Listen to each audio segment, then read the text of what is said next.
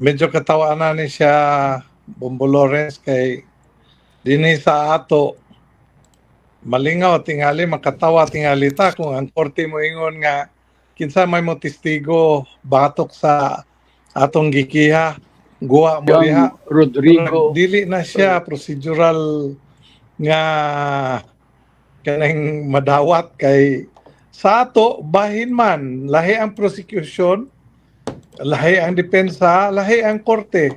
O kung ang korte na mismo ay mangayo magsolicit og mga ebidensya murag naagyoy kakulangon na Bombo Lawrence. So ako nakita nga manginaot ko nga ang atong katawhan mobarog gyud sa unsa gyoy gibug-aton sa papel ni President Duterte sa dihang iyang gidumala ang atong nasod. Doon na ba'y kalainan sa iyang pagdumala? Did he make a difference?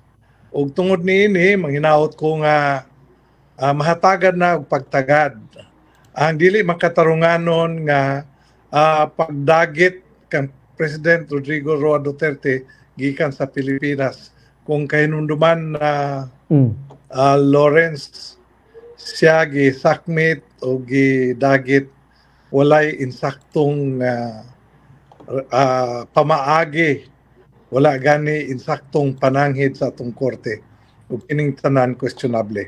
Ang panawagan sa katawhan Bombo Lawrence mo gyud ang pag-release apan lagi tungod sa walay pagpakabana nining atong gobyerno gani dili lang walay pagpakabana gihatod o gitumod gyud nining ang gobyerno si President Duterte dito sa ICC dayag na lang angayan kining tuliron nga mga kahiwian o kung ako'y imong pangutanon angayan yung ibalik kay kung doon na magani kasalanan si President Rodrigo Duterte dan mga tubang siya sa mga korte sa Pilipinas because we are a sovereign country. Usa kita ka nasod nga adunay batakang balaod, adunay mga balaod nga mooy mupatubag sa bisan kinsang nihimog sa laod o walay bisag isa nga exempted sa pagpanubag sa mga kahiwian. O kung mo kana ang kahimtang, ngayon na lang ang tanang mga kahiwian sa Pilipinas, apil na ang korupsyon, apil na ang tanang, apil na ang mga sabongero nga nangawala, kining tanan ang ngayang atubangon sa atong mga korte dinhi sa Pilipinas.